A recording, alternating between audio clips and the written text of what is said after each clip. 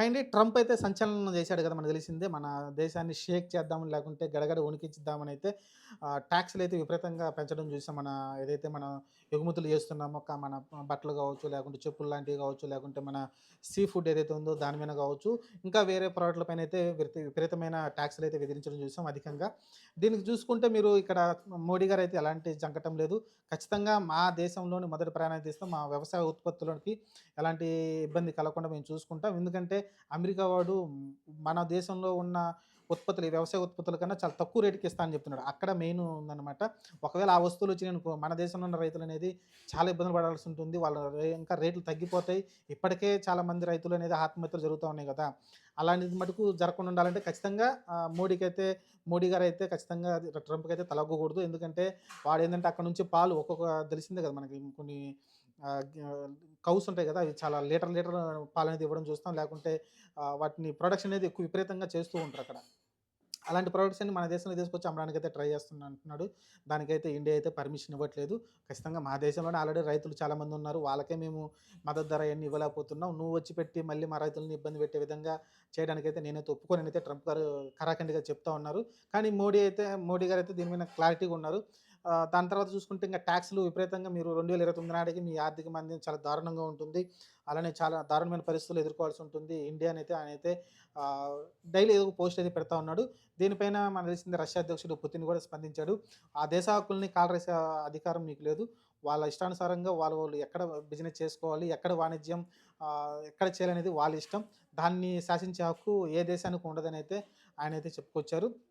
అంతకుముందు కూడా ఇదే ట్రంపు మనం ఏదైతే ఇప్పుడు ముడి చమురు తీసుకుంటున్నామో, ముడి చమురు అనేది చాలా తక్కువ రేటుకి వస్తుంది మనకి రష్యా నుంచయితే. అమెరికా వాడేమో మా దగ్గర నుంచి కొనమంటాడు. దాంట్లో చాలా లొల్లి నడిచింది. కానీ అప్పటికి కొంచెం తర్వాత చూసుకుంటే మీకు ట్రంప్ కూడా కొనియాడాడు. సరే వాళ్ళ దేశం ఇష్టం. వాళ్ళు కొనుక్కుంటే తప్పేం లేదు. మేము దాన్ని మద్దతు పలుకుతున్నాం. మాకెలాంటి ఇబ్బంది లేదనేది వాళ్ళు ఉన్న చాలామంది మంత్రులు కావచ్చు, వాళ్ళందరూ చెప్పడం చూసాం అమెరికా నుంచి. కానీ ఈరోజు చూసుకుంటే ట్రంప్ మరి దేనికి భయపడుతున్నాడో, ఎవరు దాన్ని ప్రలోభాలు పెడుతున్నారు గానీ, ట్రంప్ సడెన్‌గా అయితే ఇండియా పైనైతే రెచ్చిపోతూ ఉన్నాడు. ఇంక దీన్ని చూసుకొని రష్యా అయితే ఒక బంపర్ ఆఫర్ అయితే ఇండియాకి ఇవ్వబోతున్నట్టయితే ఒక క్లారిటీ వచ్చింది మనకి. ముడి చమురు ఇప్పటివరకు ఇస్తుంది చాలా 65% తగ్గించబోతున్నారంట క్లియర్‌గా అర్థమవుతుంది. మరి అది మటుకు జరిగిందంటే మటుకు ఎందుకంటే పుతిన్ ఇండియా టూర్ ఉంది. మన రీసెంట్‌గానే అజిత్ దోవల్ గారు రష్యా వెళ్లి పుతిన్ గారు కలిసొచ్చారు. ఆ మీటింగ్‌లో క్లారిటీ వచ్చింది. ఆహ్, ఆయనైతే ఇండియాకైతే రాబోతున్నారంట. పుతిన్ అయితే. అలానే మన మోడీ గారైతే చైనాకి గూడా పోతున్నారంట. ఇదంతా చాలా ఫాస్ట్‌గా చకచకా అయితే జరిగిపోతా ఉంది. పుతిన్ గారు ఇండియాకొచ్చిన వెంటనే ఇదైతే ప్రకటిస్తారని అయితే కొంతమంది భావిస్తా ఉన్నారు. 65% మనకు చమురు పైనైతే పర్సెంటేజీ తగ్గించారంటే మటుకు మనకు చాలా చౌకగా అయితే చమురొస్తుందండి. అది వచ్చినప్పుడు ఏమవుద్దంటే దేశంలోని ఆర్థిక వ్యవస్థ సడెన్‌గా హ్మ్.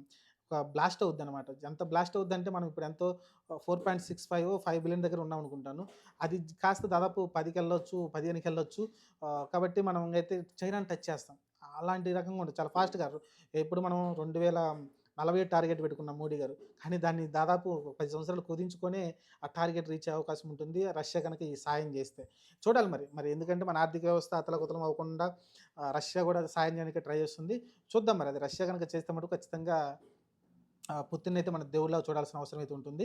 ఎందుకంటే అంత అంత ఆషామాషీ విషయం కాదు. ఎందుకంటే రష్యా పైన ఆల్రెడీ అమెరికా చాలా ఆంక్షలు పెట్టింది. యూరోప్ దేశాలన్నీ కూడా రష్యా పైన కుట్రలు పన్నుతా ఉన్నాయి. ఎందుకంటే యుక్రెయిన్‌కి సహకరిస్తూ ఆ యుద్ధం కొనసాగనిస్తూనే ఉన్నారు.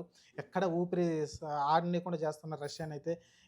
ఇన్ని పరిస్థితుల్లో ఇండియా సహకారం రష్యాకు ఉండాలనైతే పుతిన్ కూడా భావిస్తున్నాడు కాబట్టి, మీరు చూసుకుంటే చైనా, అలాగే రష్యా, ఇండియా ఈ 3 దేశాలు కొంచెం సమన్వయంతోటి పనిచేసాయంటే ఆహ్, వేరే లెవెల్‌లో ఉంటుంది. కానీ చైనాని ఎప్పుడు నమ్మలేము. గుంటకాడ నక్కలాగానే ఉంటుంది. రష్యాని నమ్మొచ్చు ఖచ్చితంగా. ఎప్పటినుంచో మనం రష్యాని నమ్ముతున్నాం. రష్యా కూడా మనల్ని నమ్ముతుంది. కానీ చైనానైతే మనం నమ్మలేం. ఎప్పుడు ఏం చేస్తుందో అది డ్రాగన్ అనేది చెప్పలేం. సరే ప్రస్తుతానికైతే ఇది సంచలనంగా మారింది. పుతిన్ గనుక మనకి 65% ముడి చమురనేది తగ్గించి ఇచ్చాడనుకో ప్రైజు. ఆహ్, ఇండియా అనేది మనం ఎప్పుడు చెబుతూ ఉంటాం గదా! ఎదుగుతున్న దేశం కాదు. ఆల్రెడీ ఎదిగిపోయిన దేశంగా మారిపోతుంది.